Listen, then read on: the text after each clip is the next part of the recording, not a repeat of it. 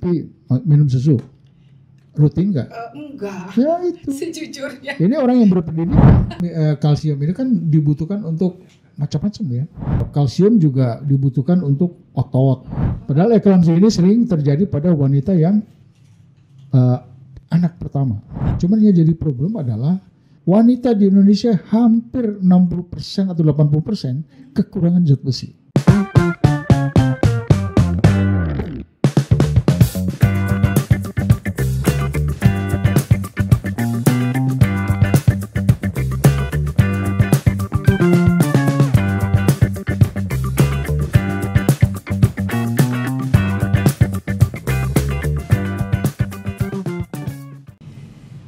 Assalamualaikum warahmatullahi wabarakatuh. Halo sahabat Kelai, alhamdulillahirobbilalamin. Senang sekali saya Vivi Safia Kusman bisa kembali lagi menemani Anda di podcast series Kelai, ruang ngobrol santai yang luar biasa, pastinya bermanfaat. Dan kali ini kita akan ngobrolin tentang kalsium, kunci kuat ibu dan bayi. Dan kita tentu saja sudah hadir bersama dengan narasumber kami, Profesor Dr. Yudi Mulyana Hidayat, Dr. SPOGKONKDMAS, dan juga ada High Bone Chew. Ini adalah suplemen kalsium yang didesain untuk ibu hamil, praktis dalam bentuk tablet, kunyah, dan enak rasanya. Kita sapa dulu, Prof. Halo. Halo, selamat sore, sahabat Kelai. Selamat sore, selamat siang, selamat pagi lah ya.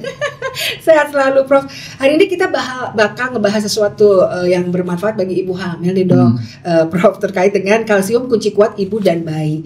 Nah, tapi kalau bicara soal kalsium, kenapa sih, Prof, ibu tuh butuh banget yang namanya, ibu hamil maksudnya butuh banget yang namanya kalsium? Gini, jangankan ibu hamil ya, yang tidak hamil pun butuh kalsium. Gitu ya, Prof, ya, iya. Karena terus terang saja makanan atau asupan yang kita harapkan yang mengandung kalsium itu kadang-kala memang tidak mencukupi ya, apa yang kita konsumsi sehari-hari. Nah, kebutuhan wanita yang tidak hamilnya minimal kan 1000 miligram ya, dibutuhkan. Nah, ibu hamil tambah 200 kan. Yang tidak hamil aja kekurangan kalsium mungkin, apalagi yang hamil. Karena kalsium ini kan dibutuhkan untuk macam-macam ya. Pertumbuhan tulang yang jelas pada ibu hamilnya, tulang untuk si bayi. Kemudian kalsium juga dibutuhkan untuk otot. Belum lagi yang lain-lain. Jadi banyak fungsinya ya, termasuk pembuluh darah, termasuk apalagi ya. Kalau di penyakit hamil itu ada yang disebut preeklamsi. Nah, itu butuh kalsium. Iya. Belum jantung dan otot. Jadi sangat dibutuhkan ini kalsium. Ya. Jadi kalau misalnya kita tahu bahwa sangat-sangat butuh sekali, ya Prof, semua orang butuh kalsium begitu, apalagi ibu hamil. Nah, kalau misalnya paling fatal gitu, Prof, kalau misalnya ibu hamil kekurangan kalsium. Dan iya, kadar yang tepatnya seperti apa tuh, Prof? Ya, begini, kalau yang kekurangan kalsium kan disebut hipokalsemi kan? Iya. Nah, kalau orang hipokalsemi jelas otot pergerakannya itu kurang, sehingga tampaknya loyo aja dia. Ya. Kemudian pembuluh darah itu pun kalau kekurangan kalsium nanti proses pembekuan pembuluh darah itu terganggu.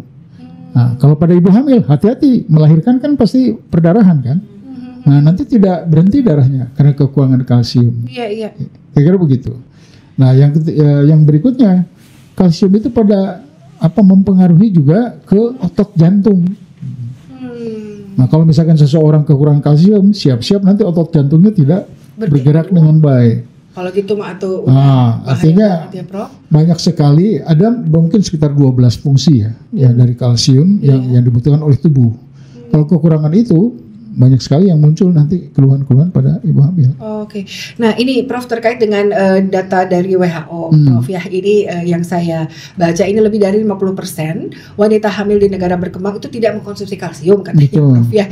Dan apa sih, Prof, sebenarnya penyebabnya? Apakah karena memang pengetahuannya mereka tuh jadi kurang gitu, apa faktor ekonomi gitu, Prof, penyebabnya? Mungkin faktor pengetahuan ya.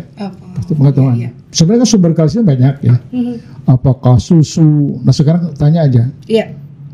Tapi minum susu rutin nggak? Enggak. Ya itu. Sejujurnya. Ini orang yang berpendidikan. Tambah lagi banyak wanita yang pendidikannya kurang. Artinya dia tidak mengetahui bahwa beberapa makanan yang mengandung kalsium, dan kalsium sangat dibutuhkan oleh tubuh itu yang kurang, yang tidak dipahami oleh perempuan, sehingga kita mengasumsikan wanita Indonesia banyak kekurangan kalsium. Oleh karena itu, apalagi kalau hamil ya, kan kebutuhannya meningkat. Ya. Oleh karena itu, substitusi pemberian obat-obat yang mengandung kalsium itu sangat dibutuhkan oleh wanita-wanita hamil. Oke, Prof. Nah, kalau misalnya ini istilahnya saya agak susah nyebutinnya, apa sih, Prof, namanya preeklamsi. Nah, kayak itu tuh itu kaitannya sama kalsium ini ya, sih, Prof. Kekurangan kalsium. Erat nggak, Prof, kaitannya? Ya, contoh gini. Namanya eklam. Eklam itu kejang. Eklam itu kejang. Okay, ya. Pre-eklamsi sebelum kejang-kejang kan gitu. Kalau udah kejang, eklam. Jadi karena kejang itu artinya apa? Ada sesuatu yang kekurangan di ototnya dan sebagainya kan begitu. Sehingga dia buat kejang gitu. Nah, tambah lagi di eklamsi itu ada gangguan pada pembuluh darah, pembekuan darah tuh. Sehingga apa? Itu semuanya mengandung kalsium, membutuhkan kalsium kan? Sehingga erat kaitannya seseorang ibu hamil yang memang kekurangan kalsium, dia akan menjadi berefek pada komplikasi pada kehamilan. Preeklamsia itu tadi. Padahal eklamsia ini sering terjadi pada wanita yang anak pertama. Sering. Gitu, Prof. Iya, sering. Justru karena dulu teorinya macam-macam nih, teorinya. Berkali-kali ngelahirin itu, Prof, bukan? Yang berkali-kali enggak, tapi usia. Usia lebih tinggi. Usia lebih tinggi itu karena terjadi preeklamsi atau eklamsi. Nah, memang teorinya makanya eklamsi itu masih disebut disease of theory. Penyakit yang teorinya macam-macam. Jadi penyebabnya tidak hanya satu penyebab kan. Jadi masih banyak teorinya. Salah satu yang memang ini adalah kekurangan kalsium itu. Tapi tidak hanya itu, banyak lagi yang lain penyebabnya. Itu ya, preeklamsia itu. Nah, kalau misalnya ini, Prof, kalau tadi kan kalsium sangat dibutuhkan. Nah, kalau misalnya kalsium itu apa cukup dari makanan aja gitu? Konsumsi yang kita, misalnya oke lah susu, lalu makanan yang mengandung kalsium, terus apa lagi tuh, Prof, harus kita? Banyak kan, sebetulnya kalau dari asupan makanan ya, kalau minuman itu susu dan sebagainya. Termasuk buah-buahan, termasuk sayur-sayuran dan sebagainya, itu banyak sekali asupan yang kalsium. Cuman yang jadi problem adalah kan tidak setiap wanita memperhatikan betul tentang asupan dan ini isi dari makanan yang kita makan gitu. Betul. Komposisi dari makanan itu. Artinya kita sadari pasti kekurangan, termasuk gini. Zat besi. Wanita di Indonesia hampir 60% atau 80% kekurangan zat besi. Anemia namanya. Wanita hamil di Indonesia anemia hampir 60-80%. Artinya kalsium apalagi, anemia saja begitu. Sehingga penting sekali kita untuk memberikan asupan lain, substitusi itu. Prof. Nah, kalau misalnya terkait dengan tadi kan membahas tentang usia ya, Prof. Ada wanita hamil itu kaitannya sama apa tadi, preeklamsia itu usia berapa sih dibilang terlalu tua misalnya untuk hamil itu dimulai dari usia berapa sih, Prof? Preeklamsi sering terjadi pada wanita yang pertama hamil atau melahirkan. Itu usia yang bawah masa. Contoh yang disebut nulipara. Nulipara itu baru hamil yang pertama itu. Apalagi usianya kalau di bawah atau usia lebih tua. Yang di bawah itu di bawah 20 tahun. Yang lebih tua di atas 35 tahun. Bayangkan orang yang wanita baru hamil yang pertama kali di bawah 20 tahun atau di atas 35, itu risiko besar untuk terjadinya preeklamsi atau eklamsi. Jadi yang beresiko besar itu adalah yang di bawah 20 tahun. Betul. Atau di atas 35. Golden period kan 20-30 nih. Golden periode yang bagus buat hamil gitu. Kalau lebih dari itu, apalagi hamil yang pertama. Makanya saya anjurkan buat wanita kalau mau punya anak jangan terlalu tua. Jadi usia berapa, Prof? Rentangnya 20-30 gitu. Jadi 30 sekarang tua dong. 35 udah tua dong, Prof. Ya oke lah. Mungkin sekarang kita molorkan sedikit 35 gitu ya. Dulu memang golden period itu 20-30. Nah sekarang memang bukan 20, ditarik 20 naik ke atas 24, lari ke 35. Gitu. Karena kalau lebih tua repot nanti ya. Kejadian banyak. Oke, iya. Dan sahabat Kelet tadi juga sudah disampaikan bahwa ternyata yang namanya makanan itu atau kalsium itu bukan cuma dari makanan saja, tapi juga dari suplemen kalau gitu ya. Iya. Ya, dan kaitannya ini adalah Haibonchu, sahabat Kelit, adalah suplemen kalsium berbentuk kunyah, jadi enak dan praktis untuk dikonsumsi. Satu tablet mengandung 750 mg kalsium plus vitamin D3 yang membantu penyerapan kalsium lebih optimal. Vitamin D bantu tubuh serap kalsium. Kemudian kalau biasanya minum tablet kalsium itu susah diminum dan ada bau kapurnya, sekarang sudah ada solusinya untuk minum kalsium dengan praktis dan enak, yaitu Haibonchu ini. Begitu, Ya, Prof. karena gini, kalau ibu hamil itu harus paham betul makanan yang dia makan itu bukan hanya untuk dirinya sendiri, Betul, Prof. tapi untuk bayi yang dikandungnya kan gitu. Pada proses pertumbuhan bayi kan butuh kalsium untuk pembentukan tulang, untuk pembentukan organ-organ lain termasuk jantung dan sebagainya kan. Jadi kalau misalkan nggak mau makan kalsium, hati-hati, nanti siap-siap. Untuk dirinya bisa preeklamsi, untuk bayinya nanti perkembangannya terhambat. Nah, gitu. kalau misalnya si bayinya udah lahir gitu, Prof, ya. Jadi makanan apa dong, Prof, yang tepat ya selain suplemen vitamin ini gitu ya, Prof, yang tepat untuk apa tadi MPASI ya, untuk bayi yang betul. Itu jadi apa? gini, kalau sudah melahirkan, sekarang kan ibu juga butuh dalam proses pemulihan, ya. Proses pemulihan itu juga dibutuhkan kalsium. Nah, selain itu juga nanti asupan ke bayi melalui ASI yang diberikan pada bayi. Karena bagaimanapun makanan yang terbaik adalah ASI kan. Betul, dan bukan susu kaleng gitu ya. Nah, oleh karena itu betul-betul harus concern lah ibunya jadi untuk kan, itu. Walaupun si bayinya itu sudah makanan penamping ASI ya, Prof, tapi kan si ASI-nya juga masih diperlukan, yaitu makanya untuk ASI yang bagus itu makanannya harus sehat. ASI jangan dikasihin ke bapaknya. Itu lain lagi ceritanya, Prof. Kalau bayi nggak mau menyusui karena bau rokok, karena dikasih bapaknya tuh. Iya, saya baru mau ngomong nanti gimana kebawaan rokok tuh, Prof. Nah, ini kalau memasuki suplemen kalsium ya, Prof ya. Kapan dong waktu terbaik untuk suplemen kalsium? Maksudnya kalau misalnya mau makan suplemen di sela-sela apa gitu, Prof? Apakah sebelum makan atau sesudah makan atau gimana, Prof, yang paling baik? Memang sebaiknya kalau minum makan suplemen kalsium itu pada perut saat tidak terlalu penuh kan gitu ya. Oh iya. Nah, kalau misalkan pas sesudah makan kan terlalu penuh, nanti absorpsinya dia terhalang, terganggu.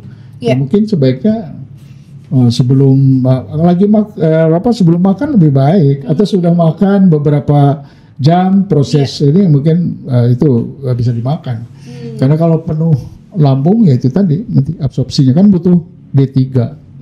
Jadi penyerapan kalsium butuh vitamin D3. Makanya beberapa sediaan ya disatukan dengan D3 gitu. Tapi Prof, ada yang bilang, ada yang sering menanyakan juga, ini betul mitos atau fakta ya, Prof? Katanya kalau misalnya minum kalsium itu bikin bayi lebih besar, itu betul nggak, Prof? Mitos atau fakta? Jadi ya mitos lah. Oh, mitos lah. Yang jelas kebutuhan kalsium sangat bayi sangat membutuhkan pada proses pertumbuhannya ada kalsium. Jangan khawatir. Kelebihan kalsium oleh bayi nggak akan diserap semuanya.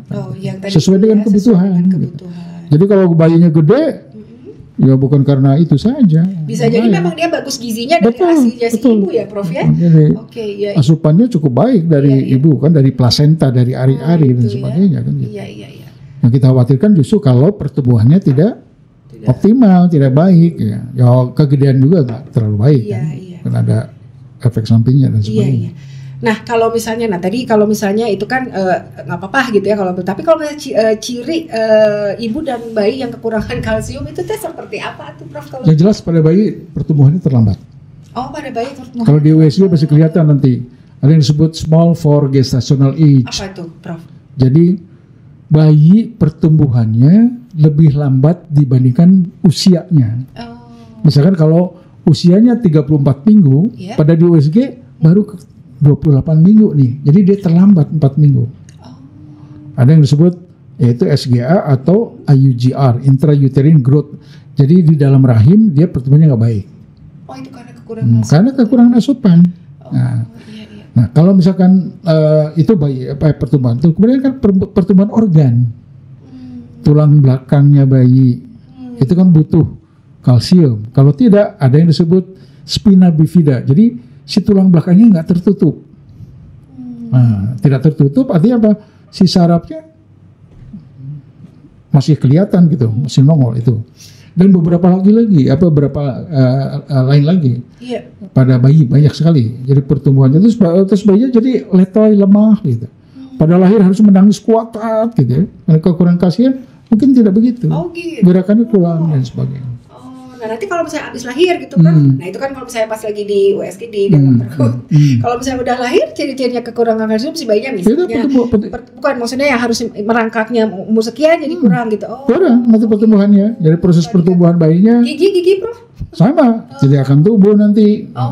Dan lain karena itu butuh kalsium semua kan. Iya. Yang jelas di otot aja, misalkan otot kalau yang baik dengan kalsium, dia mungkin akan lebih keriput dan sebagainya. Aduh, iya. gitu. Jadi pertumbuhan kan nggak bagus gitu. Wah, jadi memang diperlukan sekali ya kalsium itu untuk ibu hamil dan juga untuk si bayinya. Karena kalau ibu hamil ya pastinya untuk bayinya ya Prof ya. Oke, jadi nah tapi ini Prof, kalau misalnya si ibunya terlambat untuk menyadari pentingnya kalsium. Segera aja beli makan. Segera beri Iya, jangan jadi daripada udah mikir terlambat, harusnya lebih aware dong. Cepat konsumsi kalsium gitu. Jangan sampai ya memang betul. Kalau kehamilan sudah mendekati usia taruhlah, kan ada yang disebut trimester pertama, 3 bulan pertama, 3 bulan berikutnya. 3 bulan pertama itu kan butuh sekali, proses perkembangan pembentukan organ tubuh bayi, ya kan? Tapi di situ kebutuhannya belum begitu banyak. Nah 3 bulan berikutnya itu mulai itu. Jadi pematangan dari yang proses awal itu sudah mulai banyak gitu. Nah ini sini harus betul-betul gitu. Kita memperhatikan apa yang asupan yang kita lakukan, apa yang kita berikan pada anak-anak. Pada berikutnya tinggal pematangan saja kan, sudah 3 bulan terakhir. Nah kalau misalkan terlambat di mana posisinya? Nah, kalau misalnya terlambat dia di trimester kedua gitu Prof, it's okay. It's okay, makan aja yang banyak. Di situ kalau awal-awal memang belum butuh. Nah kalau terlambatnya di trimester ketiga Prof udah terbentuk ininya. Ya apa boleh buat daripada tidak makan sama sekali. Karena kadang-kadang pada awal-awal 3 bulan pertama kita nggak berikan tuh yang namanya kalsium kurang. Kita nggak berikan dulu. Karena takutnya mual, muntah. Kalau dikasih tablet penambah besi ya, itu juga sama nggak diberikan pada awal-awal kehamilan. Nah, itu kan suka.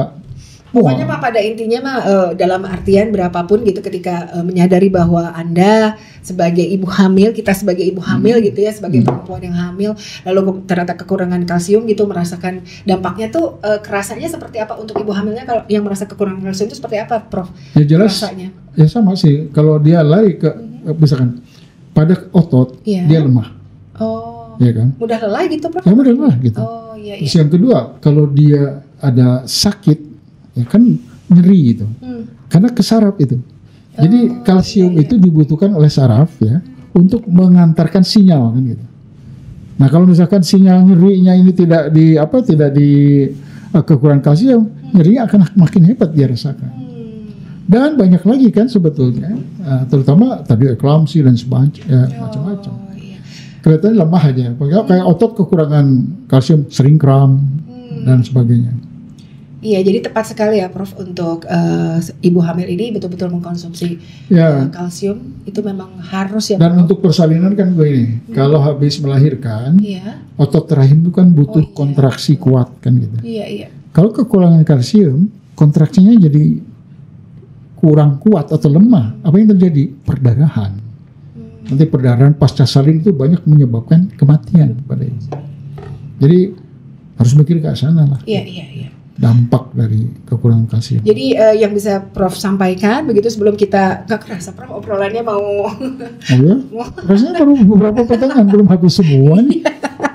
Iya, ini jadi apa dong Prof yang harus dilakukan oleh ibu, seorang istri gitu, seorang ibu maksudnya ketika dia menyadari dia hamil gitu, apa Prof? Dan dia merasa bahwa selama ini tuh dia sepertinya kurang mengkonsumsi kalsium gitu. Apa yang Prof sampaikan? Ya memang yang paling baik kita sebetulnya kalau mencek kadar kalsium juga terlalu inilah. Tapi yang jelas begini, pada 3 bulan pertama kita belum ibu hamil belum banyak membutuhkan substitusi mineral atau kalsium dan sebagainya kan gitu. Tapi ada 3 bulan berikutnya nih harus memikirkan itu, karena 3 bulan pertama masih proses pembentukan organ-organ yang sangat vital pada bayi. Yang kedua juga kondisi ibu 3 bulan itu banyak mual, muntah dan sebagainya kan begitu. Kalau dikasih obat-obat seperti ini makin mual dia, makin muntah. Nah oleh karena itu pada 3 bulan berikutnya nanti konsultasi atau dengan dokter obgyn yang sering ini untuk diberikan asupan-asupan seperti itu gitu. Oke.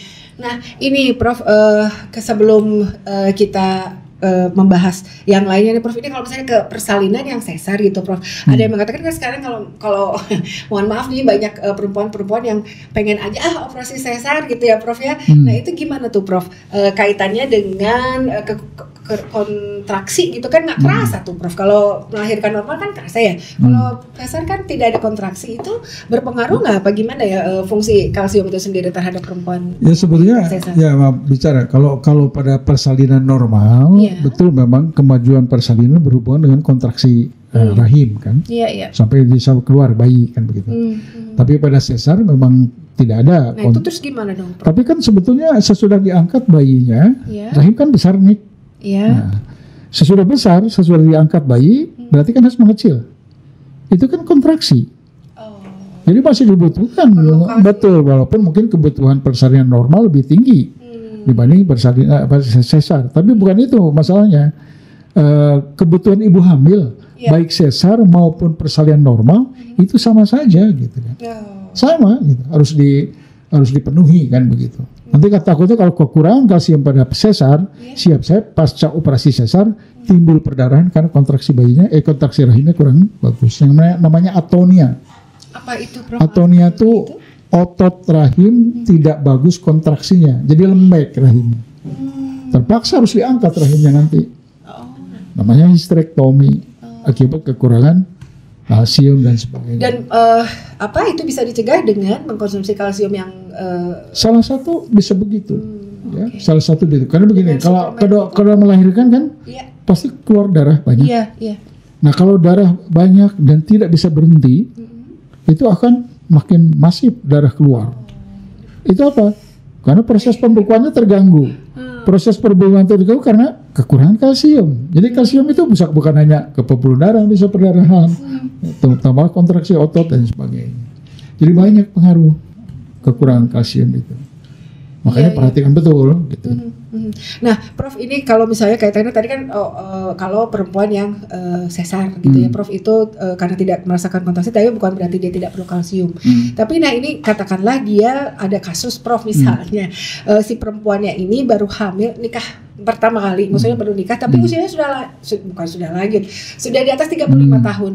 Itu kan berarti kata Prof kan tadi yang paling bagus adalah masa keemasan itu kan antara berapa usia 24 35 lah gitu ya. Nah, kalau misalnya dia baru pertama kali melahirkan usia segitu gitu Prof. Apa yang harus dilakukan mengingat kan tulangnya juga sudah berbeda dengan anak usia usia 20-an gitu. Intinya hak reproduksi itu pada wanita kapanpun dia usianya dokter itu harus memberikan fasilitas itu kan kita. Ya contoh lah, apalagi sekarang wanita banyak karir, lupa gitu. Pada usia sekian baru nikah, pengen punya anak ya. Ya memang kita harus betul-betul jangan khawatir lah. Dokter sudah bersiaga dengan itu. Artinya bukan tidak boleh, tapi hati-hati kemungkinan timbul risiko pada kehamilan. Nah, pada kehamilan yang usia di atas seperti itu, tadi risikonya kan bisa muncul preeklamsi. Preeklamsi karena ini. Kemudian nanti kepada proses melahirkan normal, hati-hati dihubungkan dengan perdarahan pasca salin. Perdarahan sesudah melahirkan akibat kontraksinya kurang bagus. Nah, kemudian lagi bagaimana pertumbuhan bayi pada ibu yang sudah usia di atas. Itu biasanya suka muncul yang disebut yaitu pertumbuhan janin yang terhambat. Itu semuanya kalsium bisa memberikan koreksi itu, gitu ya. Contoh ekstrim lah, kalau misalkan ibu hamil usia di atas 35. Taruhlah 40 gitu Prof. Sekarang kita lihat rahimnya nih. Rahim ibu hamil 35 sama rahim yang usia 25, mana yang bagus? Ya 25. Iya. Artinya rahim itu sebagai tempat untuk memberikan tempat ruang untuk memberikan perkembangan pada bayi. Ada ari-ari nempel kan di rahim. Nah, kalau nempelnya pada rahim yang kurang baik, persis kalau kita menanam pohon di pot tapi tidak subur. Oh gitu. Ya siap-siap pertumbuhannya nggak bagus. Nah kalau dibalik Prof, misalnya si wanitanya terlalu muda, usianya katakanlah di bawah 18 tahun, akan ada ya Prof, mohon maaf nih di daerah-daerah gitu kan yang mungkin belum teredukasi gitu ya dengan pernikahan yang bagus itu usia berapa ini, misalnya usianya masih 17 tahun gitu tapi dia sudah hamil, itu gimana tuh Prof? Kurang lebih sama, makanya ada yang disebut golden period kan. Iya, maksudnya artinya umur 20-30 itu di mana rahim itu dalam kondisi yang terbaik. Nah kalau misalnya usianya dikurangi, berarti rahimnya belum perkembangan. Apa, Dia Prof? butuh perkembangan rahim dalam tubuh. Sekarang kalau rahim umur 15 tahun, apakah sudah siap dia menerima? Ada ya Prof yang hamil? Ya, banyak. Dihamilnya mau boleh lah. Dihamilnya mau boleh umur di atas 15 ke atas.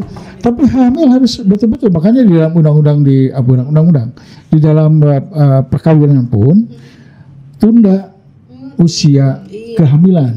Kalau orang menikah lebih awal tapi sekarang kalau yang menikah pun nggak boleh kan di bawah 20 tahun harusnya. Tapi kalau terjadi di kampung pernikahan di bawah 20 tahun, tunda usia kehamilannya di atas 20 tahun supaya golden periodnya baik kan gitu. Nah kalau misalnya di atas, stop dong, jangan terlalu di atas 35. Makanya spacing itu penting nih. Spacing itu jarak antara kehamilan dan kehamilan berikutnya. Ada pengaruhnya nggak sih Prof? Kehamilan pertama, kedua, ketiga ada pengaruhnya, rentang waktunya paling bagus berapa Prof? Jadi gini, pengaruh 2 tahun apa 3 tahun? Nah, sebaiknya memang jarak antara kehamilan dengan kehamilan berikutnya itu tidak boleh terlalu rapat, kurang dari 2 tahun. Tapi kalau itu pun jangan terlalu lama, lebih dari 5 tahun. Oh itu juga jangan. Iya itu nggak baik juga kan gitu. Prof maaf, kalau misalnya ada yang bilang kalau sesar Prof itu katanya nggak boleh terlalu cepat juga, betul. Ya? Minimal berapa tuh Prof kalau melahirkan sesar? Sebetulnya gini. Sesudah disesar, problemnya adalah kan ada sayatan di rahim, ya kan? Rahim dijahit. Proses penyembuhan rahim apa luka jahitan itu butuh waktu, ya. Kalau terlalu butuh waktu, artinya apa? Sebetulnya 1 tahun sudah cukup kuat, cukup kuat ya. Kalau hamil lagi, it's okay. Tapi yang jadi problem adalah bayi yang kemarin dilahirkan baru 1 tahun. Nyusui aja belum puas gitu.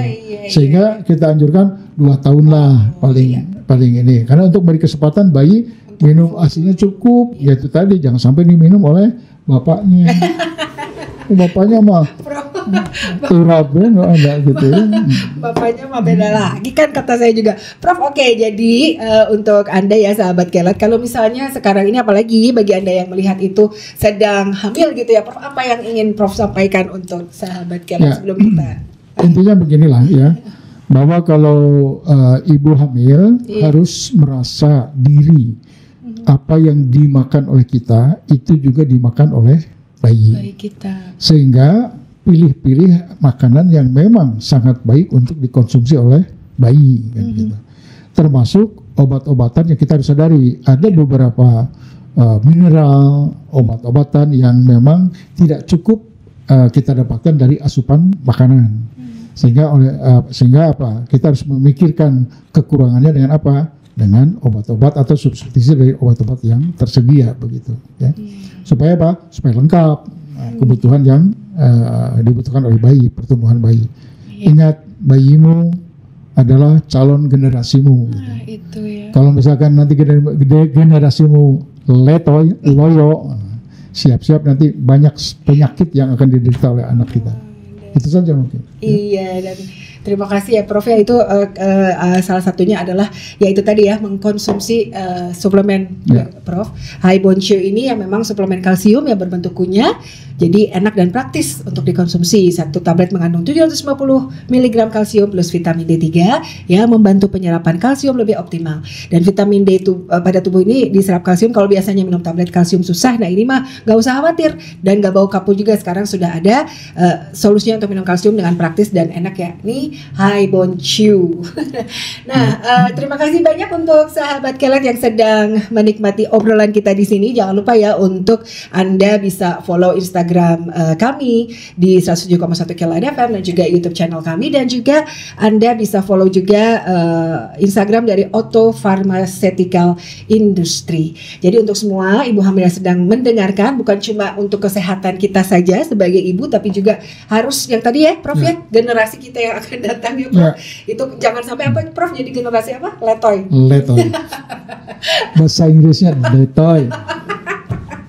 Prof, sampai ketemu lagi Prof ya. Sama-sama. Kita ketemu lagi di podcast. Sehat selalu. Sehat selalu juga. Assalamualaikum warahmatullahi wabarakatuh. Dadah. Assalamualaikum.